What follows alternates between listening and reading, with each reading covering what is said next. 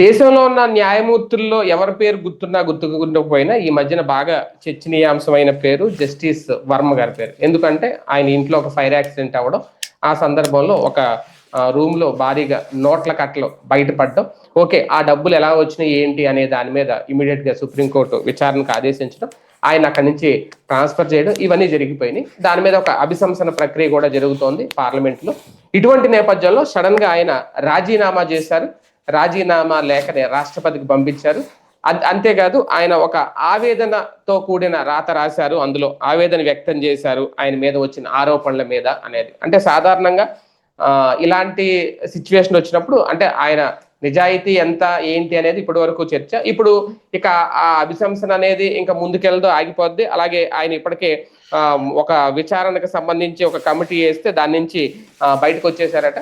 ఇంకా అది కూడా జరగదు. కానీ ఏం జరిగింది అనేది ఇంకా ఒక మిస్టేక్ గానే అలాగే ఉండిపోతుందా? ఎలా చూడాలి ఆయన రాజీనామాని? లేదంటే ఆయన నిజంగా ఆవేదనతో ఈ రాజీనామా చేస్తే ఇంకా దానికి ఏంటి తర్వాత ఇదే అంశం మీద చర్చించే ప్రయత్నం చేద్దాం. సార్, ఒక రకంగా వర్మ గారు, జస్టిస్ వర్మ గారు ఆయన అవినీతి చేశారా లేదా, కరప్టెడా కాదా అనేది అయితే తేలలేదు కాబట్టి దాని గురించి ఏం మాట్లాడలేమేమో. కానీ సడన్ గా రాజీనామా చేయడం, ఇప్పుడు అది ఎక్కడికక్కడ స్తంభించిపోయినట్టే, ఆగిపోయినట్టే ఒక క్లారిటీ రాదా?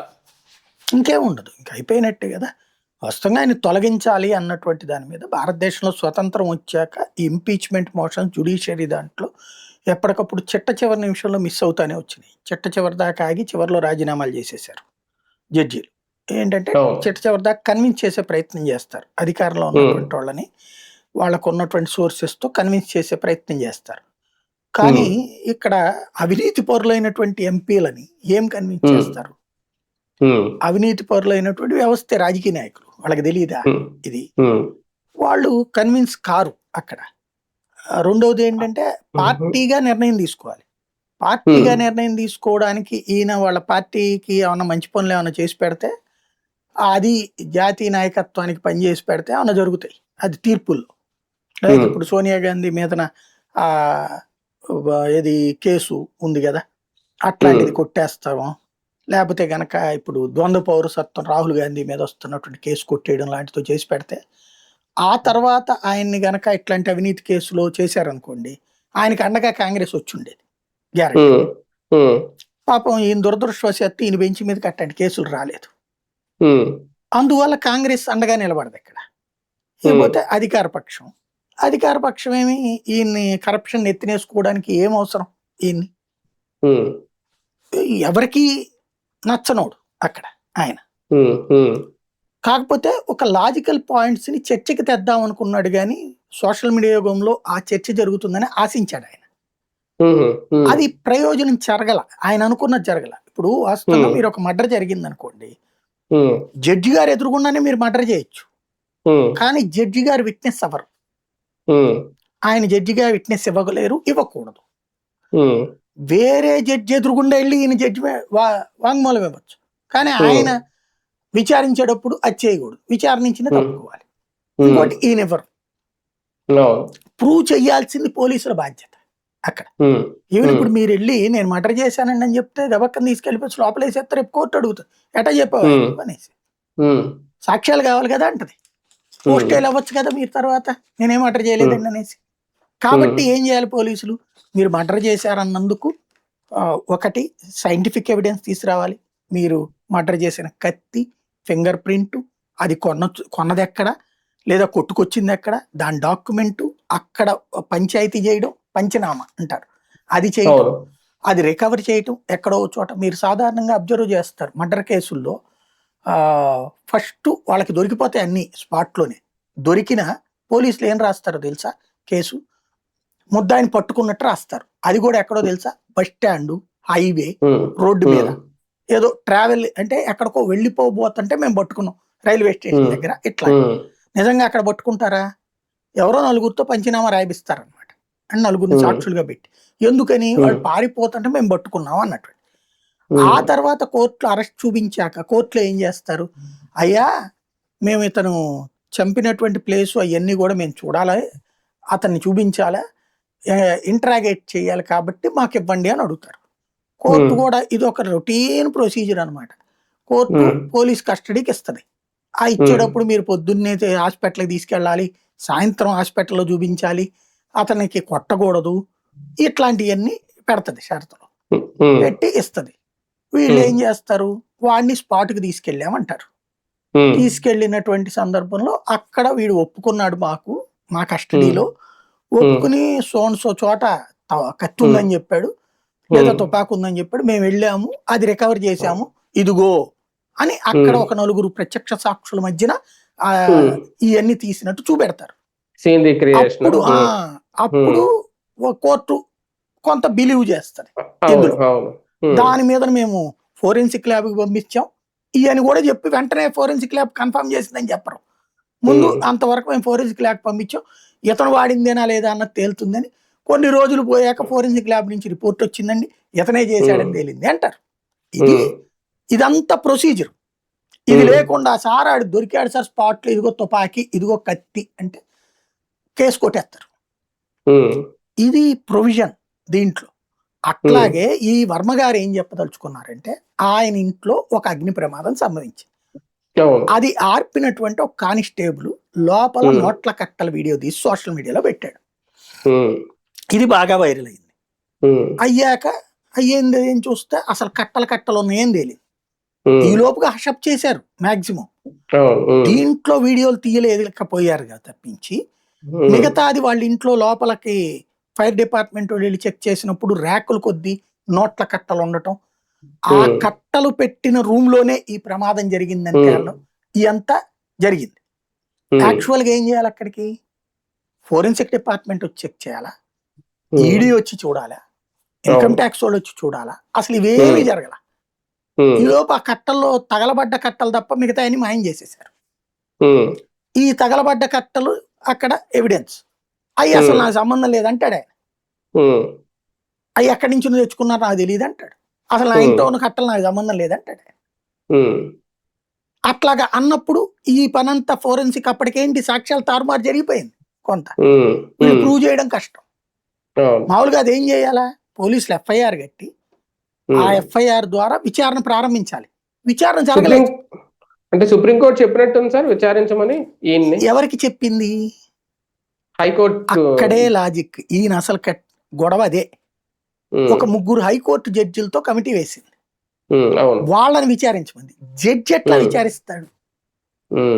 ఇప్పుడు నేను చెప్పిన ఈ ఫోరెన్సిక్ ఈ వ్యవహారం ఇదంతా ఎవరు కరెక్ట్ గా చేయగలరు? అంటే మామూలు వ్యక్తులను అయితే అలా కమిటీ చేసి అందులో రిటైర్డ్ అధికారులను పెట్టి చేస్తారు, కానీ దీనికి ఈయన ఏం కొమ్ములు ఒక ఉన్నాయి? జడ్జి కాబట్టి. ఏం కొమ్ములు ఉన్నాయి? ఇప్పుడు ఈయన నాది కాదన్నాడు కదా, అంటే ఈయన అప్పుడు హైకోర్టు జడ్జి కదా. అదే అనేది కాదన్నాడు కదా, నా నోట్ల కట్టలు కాదన్నారు కదా. అదప్పుడు పోలీస్కి ఇన్వెస్టిగేషన్ పెట్టలేదు, సిబిఐకి అప్పచెప్పు. వాళ్ళకి ఎవరికి అప్పచెప్పలా వీళ్ళు. ఎందుకు? ఇప్పుడు ఈ జడ్జి మీద సిబిఐ ఎంక్వైరీ చేస్తే రేపు పొద్దున ఏ జడ్జి మీద సిబిఐ ప్రభుత్వం ఆదేశిస్తుందేమో.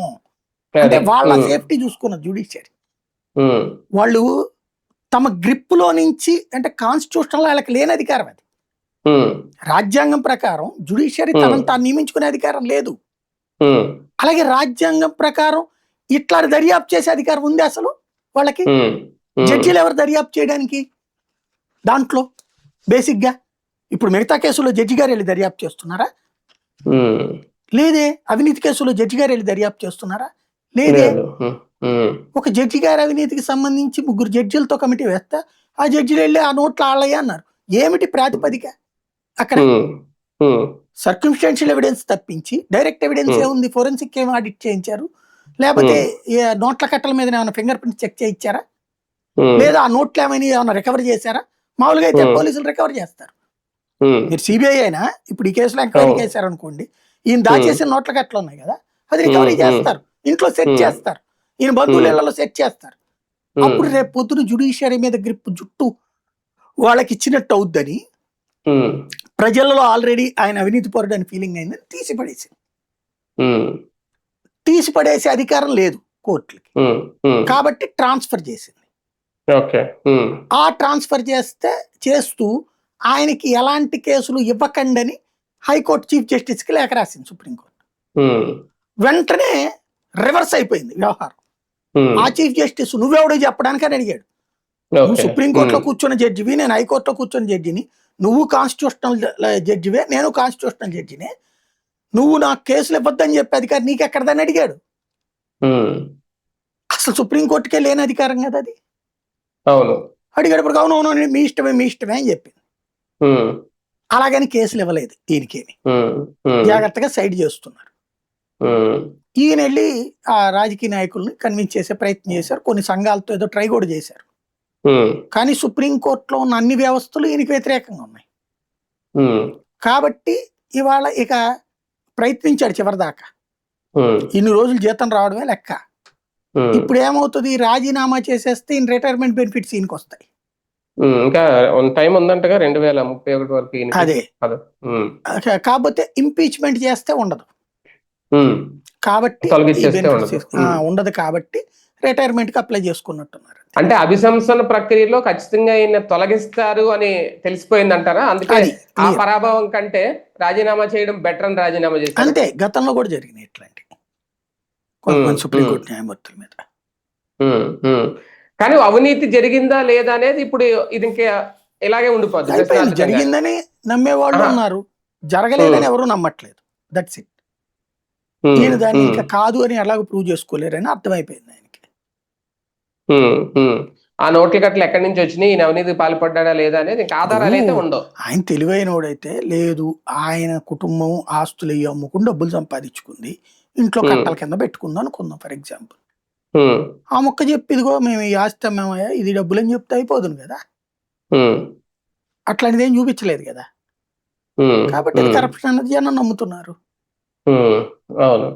అంటే ఇక్కడ ఒక జస్టిస్ కాబట్టి ఇలా జరిగింది సార్, ఒక జడ్జి గారు కాబట్టి. మామూలుగా రాజకీయాల్లో అయితే ఒకవేళ మేము పదవులకు రాజీనామా చేసేస్తాం, మా మీద ఇంకా కేసులు ఎత్తేంటంటే కుదరవు కదా. ఆ కేసులు అయితే అలా నడుస్తాయి కదా, అవినీతి ఆరోపణలు. జ్యుడిషియరీ ఎక్స్ట్రీమ్ పవర్స్ ఎంజాయ్ చేస్తుంది కొంత. అదేంటంటే మేము కాన్స్టిట్యూషన్ సేవ్ చేస్తున్నాం కాబట్టి, కాన్స్టిట్యూషనల్ సేవియర్స్ కాబట్టి మాకు ఆ రైట్స్ ఉండాలని తనకి తాను భావిస్తుంది. అదే చెప్తుంది తన తీర్పుల్లో కూడా పదే పదే. కాకపోతే ఈయన ఎక్కడ బాధపడ్డారంటే 12 ఏళ్ళుగా జడ్జిగా కొనసాగి ఇప్పుడు ఈ ఆరోపణ ఎదుర్కోవడం అనేది ఈయన కాస్తంత ఆవేదన కలిగించిందా? ఆవేదన అనే ఒక రకంగా పరువు పోయింది అంతే, కాదు అని నమ్మమంటున్నారు ఆయన. అది రైట్. చూద్దాం. మొత్తానికి జస్టిస్ వర్మ గారి రాజీనామా వెనక నిజంగా ఆయన కాస్తంత ఆవేదన చెందారు అనేది. కాకపోతే సాధారణ ప్రజలు ఏంటి అంటే నిజంగా అక్కడ ఆ నోట్ల గట్ల ఆయనయే కదా, అవినీతి జరిగిందా లేదా, ఒక జడ్జి గారు ఇలా చేస్తారా, ఈ ప్రశ్నలు అయితే సాధారణంగా వినిపిస్తా ఉంటాయి. కాకపోతే ఇప్పుడైతే మాత్రం ఇంకా అభిశంసన ప్రక్రియ ఇదంతా అయితే ఇంకా నిలిచిపోయినట్టు.